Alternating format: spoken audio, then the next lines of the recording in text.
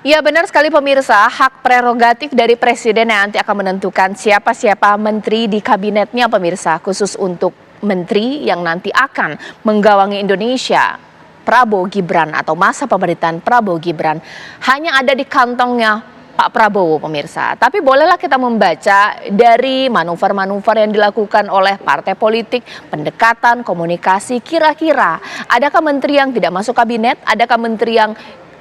adakah partai politik yang tidak masuk kabinet ataukah ada partai politik yang kemudian dapat jatah menteri terbanyak pemirsa? Mari kita bahas di Apa Kabar Indonesia Malam. Di sini Kang Ujang sudah hadir bersama saya di sini, pengamat politik kita, dan saya mencoba untuk menyapa dua narasumber saya mewakili dua partai politik, mulai dari Mas Herzaki Mahendra Putra dari Partai Demokrat dan juga dari Nasdem ada Bang Bestari Barus. Selamat malam, assalamualaikum bapak-bapak. Waalaikumsalam. Waalaikumsalam warahmatullahi wabarakatuh. Malam Bang Bestari, malam Bang Ujang. Salam Bang. Saya pertama kali ingin ke Kang Ujang terlebih dahulu deh. Dari dua partai ini, kira-kira bagaimana ini? Dapat jatah menteri nggak Nasdem atau Demokrat? Kalau dapat atau tidak, alasannya apa? Ya, kalau saya melihat ya konstruksi koalisi yang dibangun oleh Pak Prabowo adalah koalisi yang gemuk. Lalu ada catatan lagi apa? Jangan korupsi. Lalu ada lagi catatan yang lain apa? Bahwa akan kebanyakan dari kalangan profesional. Tetapi memang tidak didekotomikan antara profesional dari partai ataupun non partai. Kelihatannya Pak Prabowo akan ngambil orang yang ahli, yang punya kapasitas, yang punya kapabilitas juga dari orang partai. Kan di partai itu juga ada misalkan ahli tata negara, ahli ekonomi dan lain sebagainya. Nah, dalam konteks itu saya meyakini karena koalisinya ini koalisi besar, gemoy lah ya kalau kata kubunya Pak Prabowo, maka kemungkinan besar ini akan terakomodasi. Itu yang disebut teori sebagai power sharing. Nasdem juga dapat? Ya saya meyakini ada. Kenapa? Bagaimanapun ketika misalkan kita punya pengalaman, misalkan PAN yang lalu di tengah jalan masuk juga dapat kursi menteri. Jangan lupa Demokrat juga terakhir gitu ya, Pak AHY juga dapat kursi menteri. Itu karena konsekuensi masuk di tengah jalan. Nah kasusnya memang berbeda. Kalau hari ini kalah ya kan, masuk di tengah jalan juga, walaupun memang belum pelantikan. Tetapi ini kan kalau saya bicara case-nya mirip, serupa, artinya ketika misalkan Nasdem bergabung di awal walaupun kalah gitu bersama PKS gitu ya, saya meyakini tetap saja sebagai politik akomodatif akan mendapatkan jatah kursi menteri begitu. Tapi memang paling juga kuantitasnya ya tidak akan sebanyak yang memang berdarah-darah di Kim begitu. Bang Bestari Barus, jadi Nasdem ini masih berharap untuk dapat jatah kursi menteri ya, meskipun memang tidak mendukung dan bukan partai yang berdarah-darah untuk mengantarkan Prabowo Gibran menuju kemenangan. Ya, mungkin pertama yang perlu saya sampaikan begini, bahwa di dalam manifesto Nasional Demokrat kami pernah menuliskan di situ bahwa berdirinya Partai Nasdem ini kami ini bukanlah sekedar ingin cawe-cawe di dalam sirkulasi kekuasaan gitu loh. Jadi kami sangat berbahagia ketika Bang Surya pada beberapa kesempatan, apalagi waktu di kongres kami menyampaikan kita bergabung dengan pemenang dalam hal ini adalah Pak Prabowo Gibran, tetapi jangan terlalu dipikirkan itu untuk dapat jabatan apa, menteri kah apa gitu, itu nomor belakang.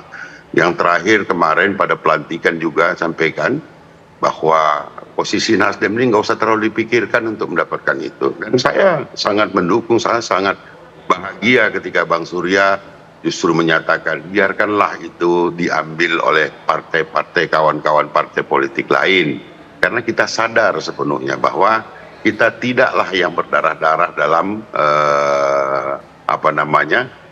memperjuangkan Pak Prabowo Gibran itu terpilih menjadi presiden. Kira-kira itu. Jadi bukan apakah kita berharap abaikan pertanyaan itu karena Nasdem tidak pada posisi itu pada hari ini.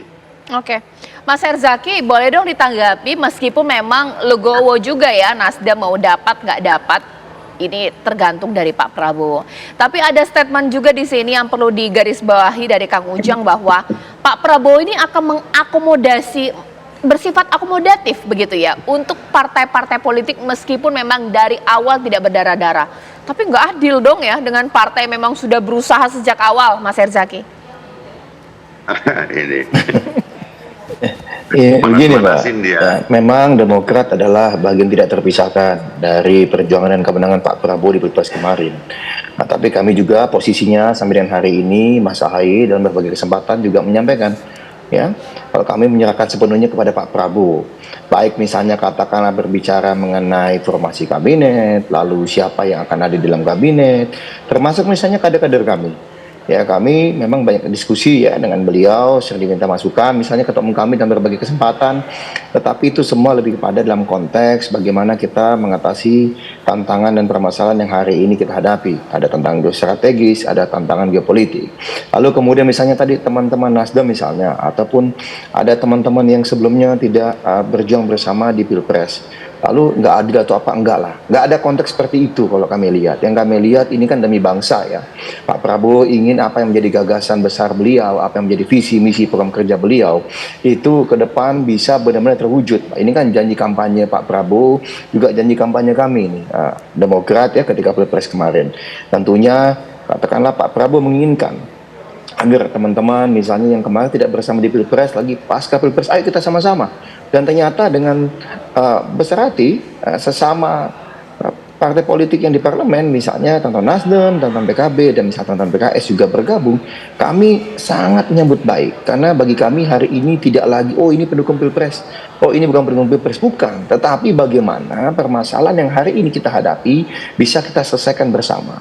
Ini semua kan hak prerogatif Pak Prabowo selaku Presiden terpilih, dan Demokrat punya semangat, punya komitmen ya seperti yang disampaikan Pak SBY kemarin ya ketika bertemu Pak Prabowo, bahwa kita siap mengawal, berjuang bersama Pak Prabowo agar selama 5 tahun ini benar-benar bisa mewujudkan apa yang telah menjadi visi misi program kerja dan gagasan-gagasan besar Pak Prabowo. Nah, ini yang menjadi komitmen.